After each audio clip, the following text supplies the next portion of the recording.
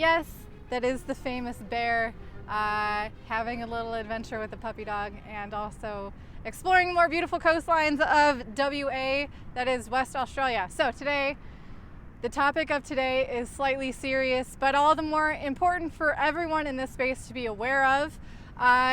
You might seem like it's a little doom and gloomy, but don't worry, we do live in a free market here in cryptocurrency, and I believe the free market will provide a solution for whatever kind of problems are coming through. I'm not going to get too mushy-gushy. Today I'm going to talk about what happened at the G20 summit in June this year. For those of you who might not know, who are wondering what the heck the G20 is, it is an annual meeting of finance ministers and central bank governors representing 19 different countries and, of course, the European Union. And they meet to discuss or to focus on international economic cooperation. An interesting little tidbit is that this G20 summit was inspired thanks to some global financial crisis. First was the Asian financial crisis in the late 90s, and also this really began to kick into gear at the G20 summit after the global financial crisis of 2008. You know what else was created out of the global financial crisis, or inspired by, in 2008?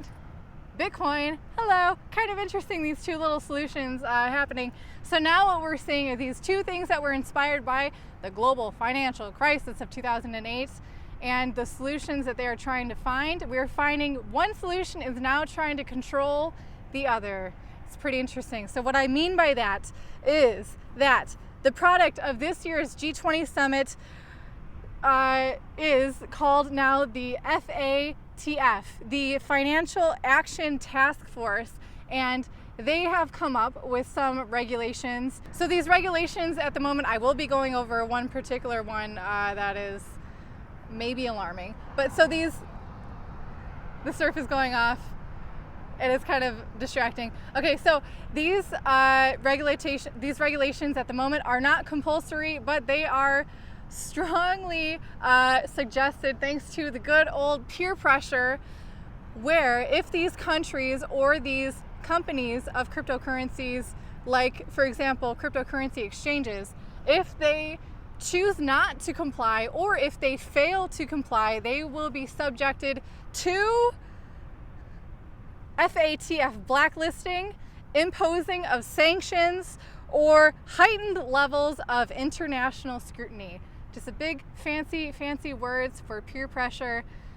The sanctions one is pretty serious, so kind of interesting there, saying, you know, you don't have to, but suffer the consequences otherwise. So here's one example of the regulations that these countries and what they are calling virtual asset service providers, also known as cryptocurrency exchanges, and or any kind of a company that is dealing with the transactions of cryptocurrencies within these companies, within these countries of the G20 summit, and that is they are expected, or they are mandated to share information about their customers that includes the names of the senders, the receivers, account numbers, and transaction history. Let's all take a moment to think about the seemingly limitless number of trading bots that occur on the hundreds of different exchanges, and the fact that these reports are expected to be done for each digital transfer.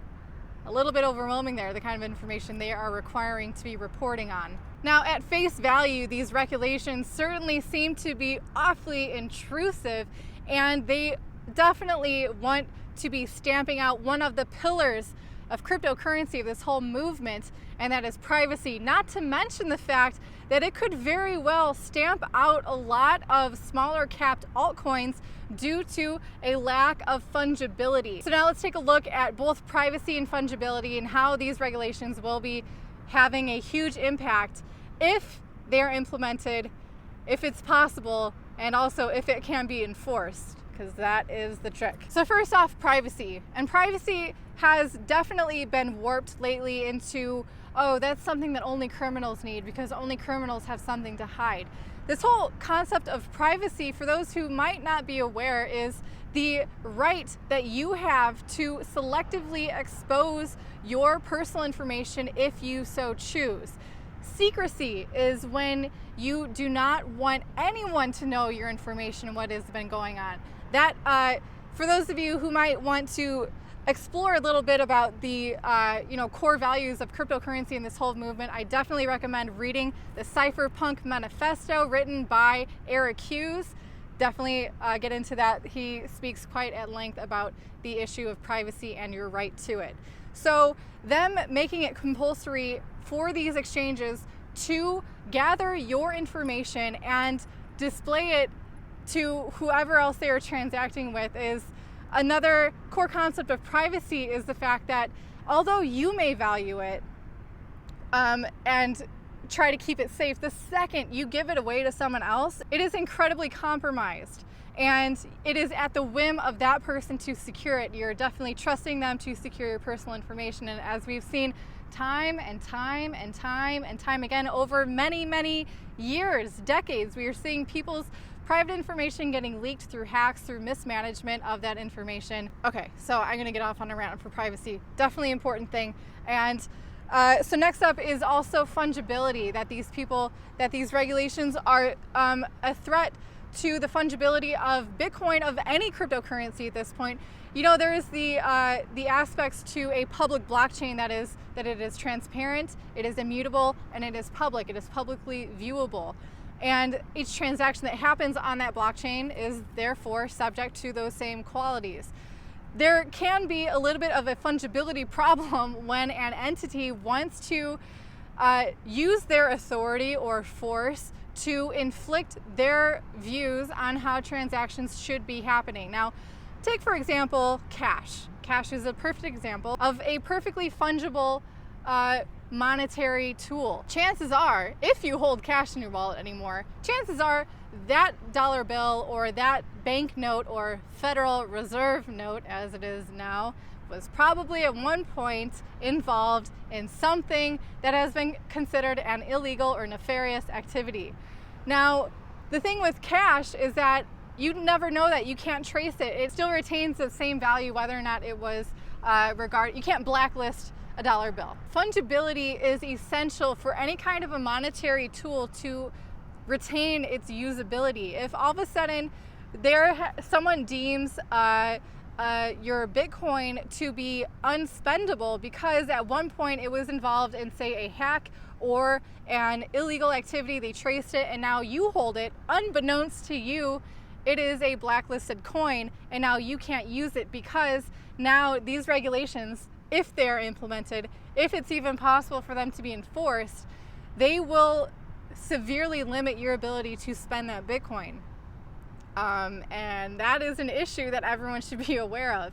In fact, some people are so aware of it that there are some traders who are willing to pay upwards of 20% premium on things called virgin Bitcoins, newly minted, newly mined Bitcoins that have zero transaction history. They're crisp, clean, white as snow, no threat of having a mysterious, nefarious background. Because the truth is, we've all read how many different, like every week or every month at least, there's multiple hacks from cryptocurrency exchanges, and those coins are inevitably immediately washed through the market. They're traded for other coins and they're distributed to thousands of different people. So most likely, if you are holding a decent amount of any kind of coin, mostly Bitcoin, maybe Ethereum, maybe Tether, high likelihood that it is a dirty coin. It has a dirty transaction history. And if these regulations are put in place, you might have a hard time spending those.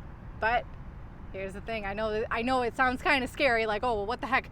How do I know what my Bitcoins have been involved in? It's okay, because the thing is, this is a free market. The more that these governments try to flex their muscles and control this cryptocurrency space, the more inspiration there is for people to get around those regulations. Now, mind you, this is also where privacy coins would be like a shining beacon of hope for these coins.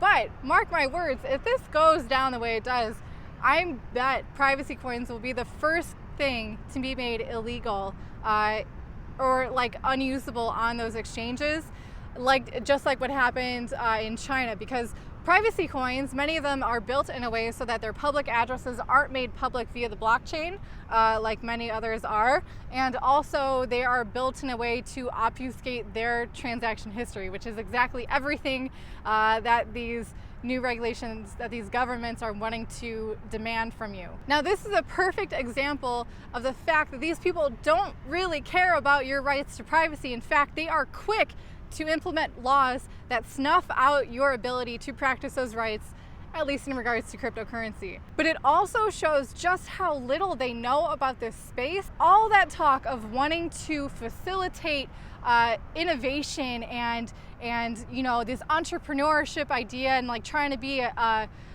home base for cryptocurrency businesses, this proves that was all just hot air, and they really don't know what they're doing. They're trying to implement old regulations on a new technology, not really understanding how they could be damaging it. Now, the crux of all of this hangs on the fact of, can these companies and countries actually comply to these regulations? Can they be implemented? Is it possible even? They don't know. They just know that they want to pass that law.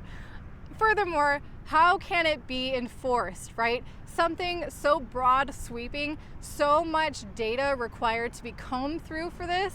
I have a hard time believing that it would be enforced, and very much likely that this will be scaled back in the future. I don't know. I don't have a crystal ball or an oracle, but what I do know, when one thing gets clamped down, it forces attention on how to work around it, how to find solutions around that problem. Again, how poignant is it that the G20 was supposed to be a solution for the global financial crisis, and so was Bitcoin, and now one is trying to smother the other one out. Makes you think about it a little bit. So I don't know, who knows what if this becomes some full-fledged thing, how will it affect the cryptocurrency space? Will it inspire new cryptocurrencies? Probably. Will it inspire new cryptocurrencies that have a higher inflation rate, meaning more coins to be minted, more coins with a clean history, clean slate? Who knows? But there is one pillar behind this whole cryptocurrency space that I believe is the most beautiful, and that is the fact that the cryptocurrency space at its core is and always can be used as a peer-to-peer network. We don't need a government to control it. We don't need a central bank to issue it or to validate it. It at its core is a person-to-person system. It takes out the middlemen like this, like the controllers, like the ones who are trying to snuff it out. So for those of you who are feeling kind of sad, don't worry, because this system is beautiful and it was created in a way to get around this very system that is proving to be an issue once again, and probably will always be an issue. But again, free market, better solutions, it's a beautiful thing. Just like the waves crashing behind me. I hope that you saw some waves hitting that rock way back there. Beautiful. And right, of course, as I'm talking about it, there's no set coming in. Still gorgeous day, sunshine, turquoise water. It's good to be alive, guys. Bitcoins exist, cryptocurrency exists, a free market in the cryptocurrency space exists, competition. It's all gravy, baby. And there's my corny line for you. Okay, that's it for today. I hope you guys enjoyed it. Leave a like, leave a comment down below if you appreciated this video. So thanks again. Check it later.